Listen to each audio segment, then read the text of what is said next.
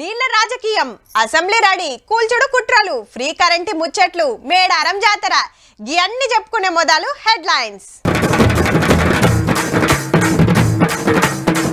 పవర్లున్నప్పుడు గప్చుప్, ప్రతిపక్షానికి వచ్చి గాయి గాయి.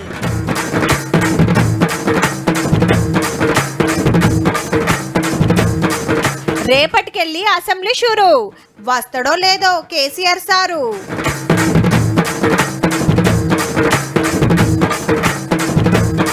కిరాయిండ్లకు సుతా free current, లెక్కలు తీస్తున్నది గవర్నమెంట్.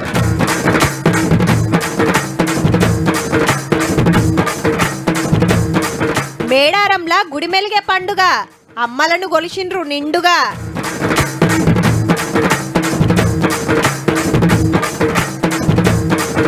రాష్ట్రాల మీద వివక్ష లేదన్న మోడీ, కరెక్టు కాదట దక్షిణ భారతం డిమాండు. కండ్ల ముంగట దొంగతనం జరుగుతుంటే సప్పుడుగా అంటుండి అటెన్క అయ్యో అయ్యో అంటే ఎట్లుంటది? చెరువుకు గండి పడుతుంటే చూసుకుంటా కూకొని నీళ్ళన్నీ పోయినాక మా పంటలు ఎండేటట్టున్నాయని లొల్లి చేస్తే ఎట్లుంటది? తూముకు పొక్కగొట్టి నీళ్లు మలుపుకోబోతుంటే చూసుకుంటా నిలబడి చెరువండి పోయినాక చెంగడం మింగడం ఎగిరితే ఏం ఫాయిదా? మనోళ్ళ కథ గట్లనే ఉన్నది. మళ్ళా పవర్లు ఉన్నప్పుడు పట్టి లేనట్టుండి ప్రతిపక్షంలోకి వచ్చినాక పోరాటాలు ఉద్యమాలు అంటూరు. మళ్ళా కృష్ణానది నీళ్ల కోసం జంగు లేపుతా, నా తడాక ఏందో చూపిస్తా, తెలంగాణ కోసం ఏం దాకైనా కొట్లాడతా అని మంగళవారం నాడు నల్గొండల పేద సభ పెడుతున్నాడు కేసీఆర్ సారు. మన ప్రాజెక్టుల మీద పెత్తనము సెంటర్ వాళ్ళకి ఇచ్చిర్రు, మన నీళ్లను ఆంధ్ర సర్కార్ మలుపుకుంటుంటే కాంగ్రెస్ సర్కార్ కళ్ళు మూసుకుంటుంది అనేది సారు మాట. ఇలా కృష్ణానది నీళ్లను కృష్ణార్పణం చేసేసినారు. నల్గొండ సభ మరోసారి ఉద్యమ శంఖారావాన్ని పూరించనున్నది. సార్ ఇప్పుడు మెయిన్ ప్రతిపక్షం లీడర్ కాబట్టి రాష్ట్రానికి అన్యాయం జరిగితే అస్సలు ఊకోనని ఉద్యమానికి తయారైతుండ అన్నట్టు. గమ్మత్ ఏందంటే ఆంధ్ర నీళ్ల దోపిడి మీద పవర్ ఉన్నప్పుడు మన సార్ సప్పుడు చేస్తోట్టు. జగనన్న ప్రమాణ స్వీకారానికి పోయి ప్రగతి భవన్ కు విలువ నంపుకొని సకల మర్యాదలు చేసి ప్రాజెక్టులు ఎట్లా కట్టుకోవాలనో ఎట్లయితే ఫాయిదా అవుతుందో పొంటల కమానం మీటింగ్ పెట్టిండు 2-3 మాటల. బేసిన్లు లేవు, బేసేజాలు లేవు, బ్రహ్మాండంగా నీళ్లు వాడుకోండి అంటే నీ ఇష్టము, కృష్ణా నీళ్ళే వాడుకో, గోదావరి నీళ్ళే వాడుకో, నీ రాయలసీమను రతనాల సీమ చేసుకోమని ఫుల్ సాబ్దార్ ఇచ్చిన గొప్ప మనసు మన సార్ది. ఎవడో చిల్లరగాడు కూడా నువ్వు రాయలసీమకి నిలువ అని అనలేదా? ఎందుకు అనలేదు? 100% అన్న నేను ఖచ్చితంగా చెప్పిన, ఇప్పుడు కూడా చెప్తున్నా. ఎందుకు పోవద్దంటే రాయలసీమకి నీళ్లు గిన్ తిమ్మతి ఇచ్చినాక ఇక ఆయన అవుతాడా? పోతిరెడ్డి పాడుకు మా నాయన పెట్టిన పొక్క కంటే నేను పెద్దది పెడతా అని సంగమేశ్వరం గట్టుడు చాలు చేసిండు ఆంధ్ర సీఎం. ఇది గట్టులోడిస్తే మన దక్షిణ తెలంగాణ ఎడారైనట్టే. ఓ కొడుకో మా నీళ్లు మాకేనని కొట్లాడి తెచ్చుకున్న తెలంగాణ తెల్లరాయేటట్టున్నదని మన V6 లో మునం పెట్టి వార్తలేసినాం, వెలుగు పేపర్లో ఎన్నో రాసినాం. ఏడగడుతున్నారు, ఎట్లా గడుతున్నారు, మనకెంత నష్టమో ఎరక చేస్తానికి మా రిపోర్టర్ని ఆడికి పంపి మొత్తం వివరాలు తీసుకొచ్చి చూపించినాము. ఇదే ముచ్చట అప్పటి గౌరవ ముఖ్యమంత్రి గారిని మా ఇలేకరన్న అడిగితే మాకు ఏం వివాదాలు ఇవ్వండి, అన్యోన్యంగా కలిసే ఉంటాం.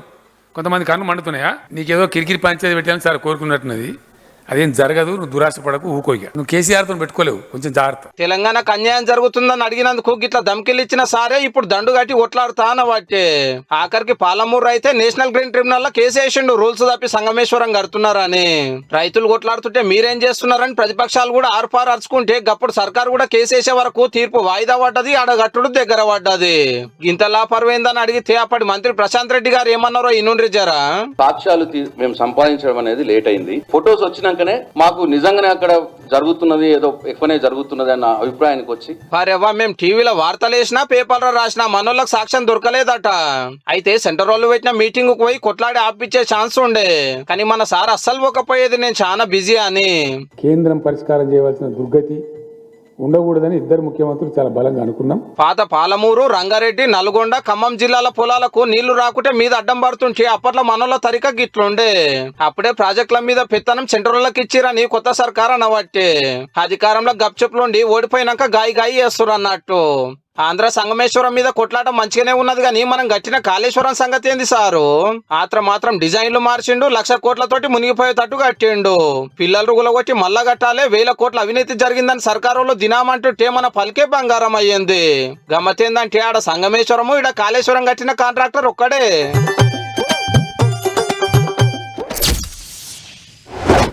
అసెంబ్లీకి రా చూసుకుందాం అని కేసీఆర్ సార్ కు రేవంత్ రెడ్డి సారు సవాల్ చేసే, చలో చూసుకుందాం మేం బి రెడీ అని హరీష్ రావు సారు ఆవాజ్ ఇచ్చే.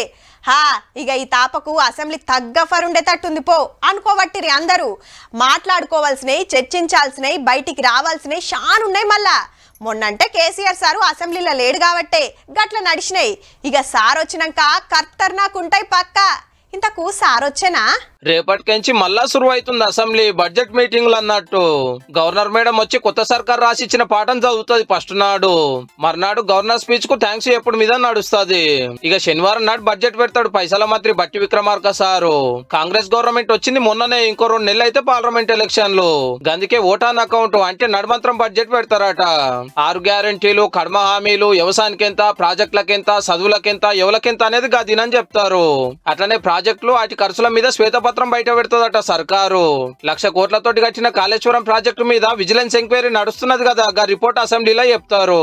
పాలమూరు ప్రాజెక్టు, సీతారామ ప్రాజెక్టుల మీద కూడా లొల్లి అవుతున్నది కదా, అన్ని చర్చలు చేస్తారట. ఇక అసలున్నది కృష్ణా నది మీద ప్రాజెక్టుల మీద సెంటర్ వాళ్ళకు పెత్తనం ఇచ్చాడు. మీరే ఇచ్చిరంటే మీరే ఇచ్చిరని పాతోళ్లకు కొత్తోళ్లకు టగఫర్ నడుస్తుంది. ఏ రండ్రి అసెంబ్లీలో చూసుకుందామంటే చూసుకుందాం అనబట్టేరి. ఇంతకు ఇప్పుడన్నా కేసీఆర్ సార్ అసెంబ్లీకి వస్తాడా లేదా అనే చర్చ నడుస్తుంది. మొన్నటి మీటింగ్ అప్పుడు 20కి ఆపరేషన్ అయ్యే వరకు రాలేదు. అటెంకొచ్చి ఎమ్మెల్యేగా ప్రమాణం చేసిపోయాడు. ఓ దిక్కు అసెంబ్లీ నడుస్తున్న టైంలోనే నల్గొండలో మీటింగ్ పెడుతుండు. పార్టీ ఓడినాక ఫస్ట్ మీటింగ్, ఇంతవరకు ఒక్క మాట కూడా మాట్లాడలే. నీళ్ల పోరాటం కోసం నజరంతా నల్గొండ మీటింగ్ మీదనే పెట్టిండు కాబట్టి అసెంబ్లీకి వస్తాడో లేదో చూడాలి మరి.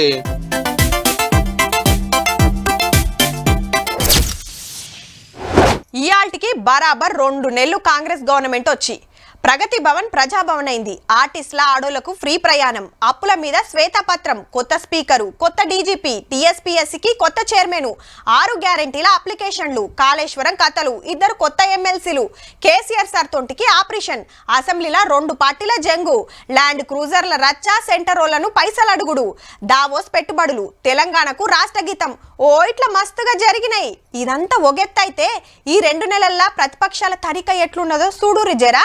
కూల్తది, పడిపోతది, ఎక్కువ రోజులు ఉండది, 3 రోజుల ముర్పము ముంగట పడది, మేమే పవర్లకు వస్తాం, 4 రోజులైతే మాదే అధికారం. ఏహే ఎక్కడిది గులాబీ లీడర్ గుత్తకు పట్టిరనుకో రాదుండ్రి డైలాగులు. కేసీఆర్ గారు ముఖ్యమంత్రిగా లేరు అనే మాటని జీర్ణించుకోలేకపోతున్నారనే మాట కూడా, కేసీఆర్ గారిని తిరిగి తొందరలోనే ముఖ్యమంత్రి చేసుకుందామనే మాట కూడా మేము రాజులమని అనుకుంటే చాలా చిన్నది మిమ్మల్ని తీసి అవతల పడేయడం అనేది. 6 నెలల, సంవత్సరమా, 2 సంవత్సరాల, 3 సంవత్సరాల చెప్పలేదు కానీ మళ్ళీ ప్రభుత్వం మనదే, మన ముఖ్యమంత్రి కేసీఆర్. ఎన్ని రోజులు వస్తుందో గవర్నమెంట్ చెప్పలేను, గవర్నమెంట్ మనకు వచ్చేది మాత్రం ఖాయం. కారు పార్టీ అనుకుంటే కమలం పార్టీ కూడా ఇవే మాటలు. కాంగ్రెస్ పార్టీ ప్రభుత్వం తుమ్మితే పడిపోయే ప్రభుత్వం కాబట్టి 1 సంవత్సరం ఈ తెలంగాణలో కాంగ్రెస్ గవర్నమెంట్ నడుస్తుంది, దాని తర్వాత పడిపోతుంది అనుకుంటున్నాయి. తెలంగాణలో ఉన్న లీడర్లు అంటున్న జాలదని అటుకెళ్లి ఆంధ్ర లీడర్లు కూడా మోపోయారు. వైసీపీ ఎంపీ విజయసాయి రెడ్డి గారైతే ఖుద్దు పార్లమెంట్ లోనే అన్నాడు తెలంగాణలో కాంగ్రెస్ సర్కార్ పక్కా పడిపోతుందని. The government is going to fall. Your government in Telangana is going to fall. అసెంబ్లీలో 119 మంది ఎమ్మెల్యేలు ఉంటే 60 మంది సపోర్ట్ ఎవరుకుంటే గాలదే పవరు. కాంగ్రెస్ కి ఇంకో 4 ఎక్కువనే ఉన్నారు. ఓ కామ్రేడ్ సపోర్ట్ తోటి 65 మంది ఉన్నట్టు. కానీ బీఆర్ఎస్ కు ఉన్నదే 39. ఓ గల్ల పతంగి పార్టీ 7 రిమ్మతి ఇచ్చినా 46 కాడనే ఆగుతుంది. లేదు 8 మంది ఉన్న బీజేపీ సపోర్ట్ చేసినా కూడా 54 మందే అవుతారు. మరి ఎట్లా గవర్నమెంట్ పడిపోతుందో. అచ్చా కాంగ్రెస్ ఎమ్మెల్యేలను ఇట్లా గుంచుతారా ఎట్లా? అప్పట్లో 45 మంది ఎమ్మెల్యేలను గుంజిన అనుభవం ఉండే. గమ్మత్ ఏంటంటే సర్కార్ పడిపోతుంది, గవర్నమెంట్ కూలిపోతుంది అని మనోళ్ళు డైలాగులు దంచుతుంటే ఓ గులాబీ ఎంపీ గారు గాంధీ భవన్ లో గుసాయించి కాంగ్రెస్ కండువా కప్పుకోనే 10 ఏళ్ళు మీకు ఇచ్చిర్రు, 5 ఏళ్ళు ఆలేలుబడి కూడా చూస్తారేమో. పబ్లిక్ తీర్పును గౌరవించాలిగా, నీకు ఉద్దర మాటలు ఎందుకు సాలరు?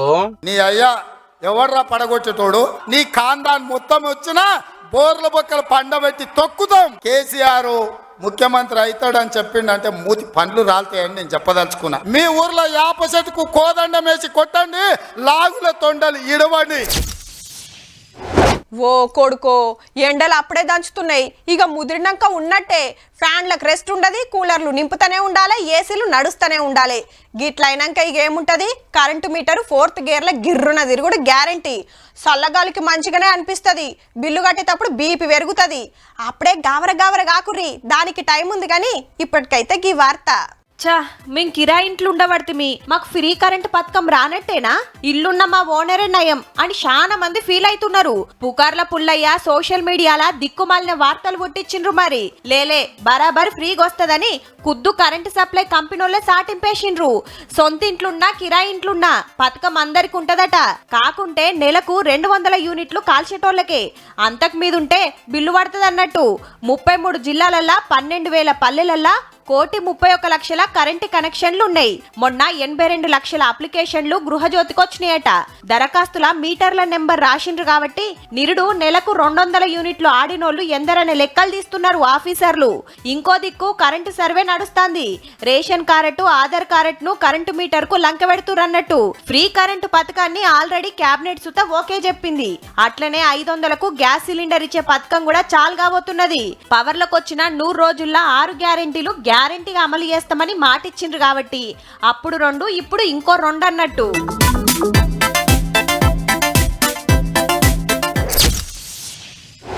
నా సంపాదన నా ఇష్టమని ఇంటేజమనంటే ఇల్లు గడుస్తుందా? పెద్దోడు తక్కువ జీతం ఇస్తుండు, నేను కూడా గంతే ఇస్తాని షిన్నోడంటే ఇంట్ల ఖర్చులు వెళ్తాయా? తినటోళ్ళు గింతమంది, పని చేసేది నిన్నొక్కదాన్నే. మీ అందరికీ నేనెందుకు వండి పెట్టాలని ఇంత మలుగుతే గా పూటకు ఉపాసం ఉండాల్సిందే. ఇల్లన్నాక అందరు తల ఓ పని అరుచుకుంటేనే సంసారం ముంగటికి నడుస్తుంది. ఇప్పుడు గీ ముచ్చటెందుకంటే మా రాష్ట్రం మా ట్యాక్స్ అంటారు, మా బొగ్గు మాకే అంటారు. ఇదెక్కడి న్యాయం? పైసల కోసం ఒకళ్ళు ఢిల్లీలో ధర్నా చేస్తారు, గిదేం తరీకా? రాష్ట్రాలు కలిస్తేనే దేశం అనుకొచ్చిండు ప్రధానమంత్రి సారు పార్లమెంట్లా.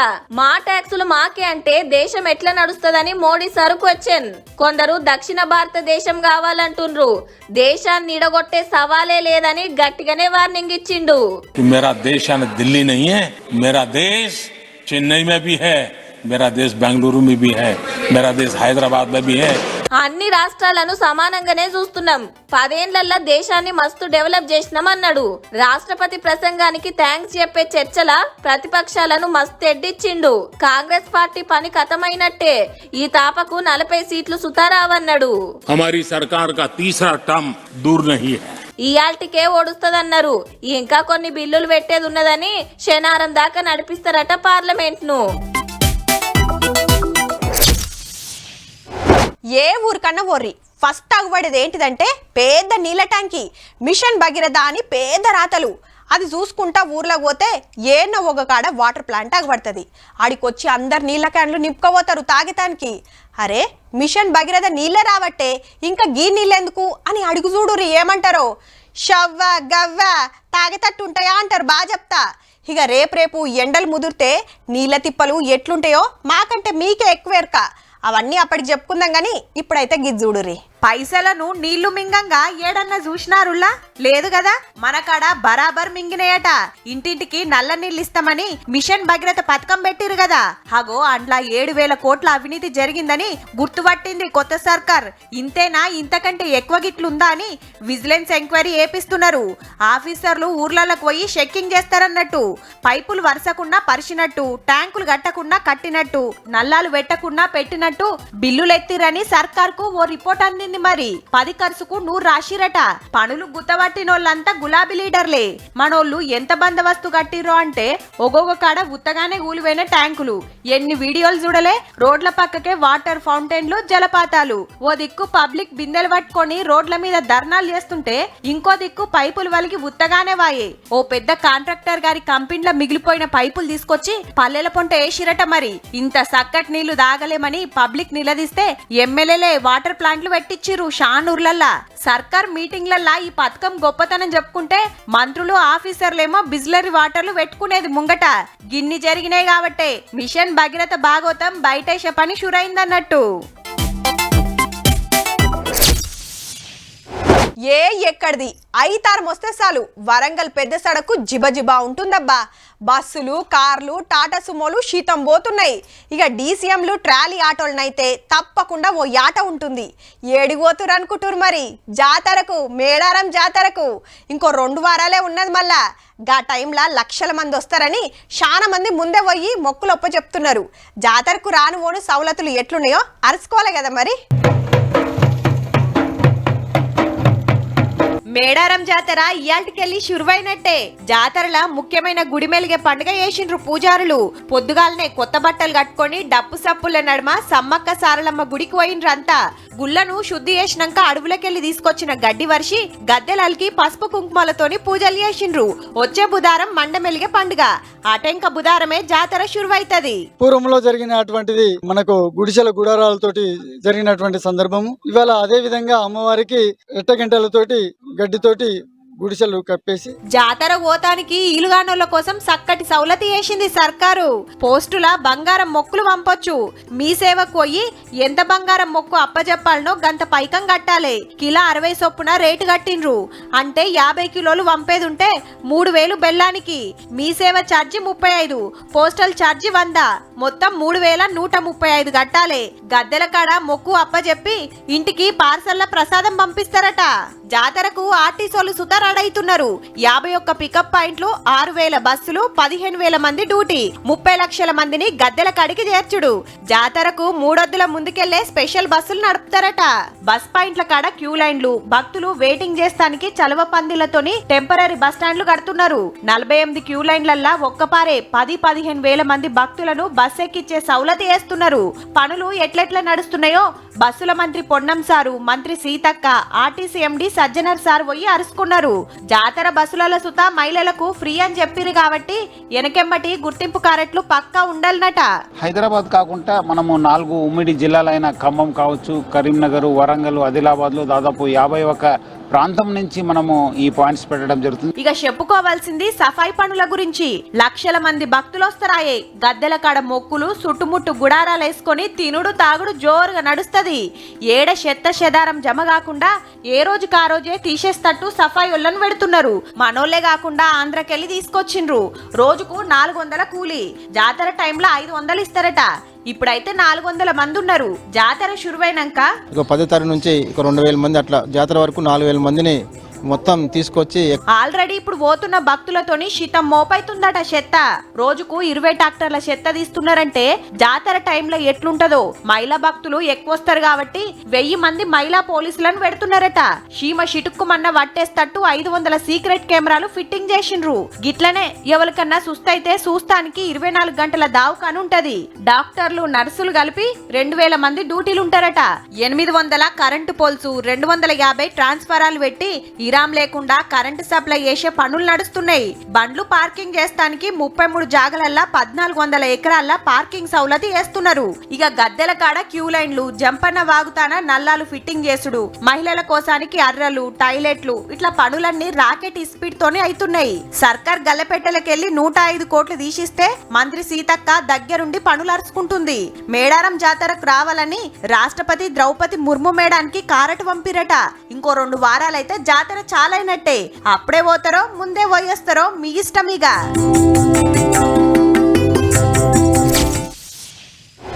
ఆమ్దాని, అప్పులు, ఇంటి కిరాయిలు, కరెంటు బిల్లు, బడి ఫీజులు, బట్టలు, బండి పెట్రోలు, కిరాణం సరుకులు, కూరగాయలు, చిల్లర ఖర్చులు, నెలకిస్తులు, ఇట్లా సగులం సదరాల్సి ఉంటది. ఇంట్లకు నెల జీతం రాగానే దేని ఖర్చు దానికి పోతూనే ఉంటది.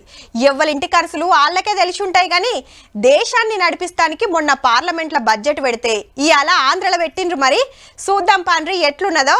ఆంధ్ర గవర్నమెంట్ పెట్టిన బడ్జెట్ ఎంతంటే 2,86,000 కోట్లు. ఇంకో 2 నెలలు అయితే అసెంబ్లీ ఎలక్షన్లు, పార్లమెంట్ ఎలక్షన్లు ఉన్నాయి కాబట్టి నడమంత్రం బడ్జెట్ పెట్టిండు పైసల మంత్రి రాజేందర్ రెడ్డి సారు. వ్యవసాయానికే ఎక్కువ పైసలు ఖర్చు పెడుతున్నాం, 9 గంటల ఫ్రీ కరెంట్ ఇస్తున్నాం, పెట్టుబడి సాయం చేస్తున్నాం, పంట బీమా అమలు చేస్తున్నాం అనుకొచ్చిండు. బీసీల కోసం 71,000 కోట్లు పెట్టిండ్రు.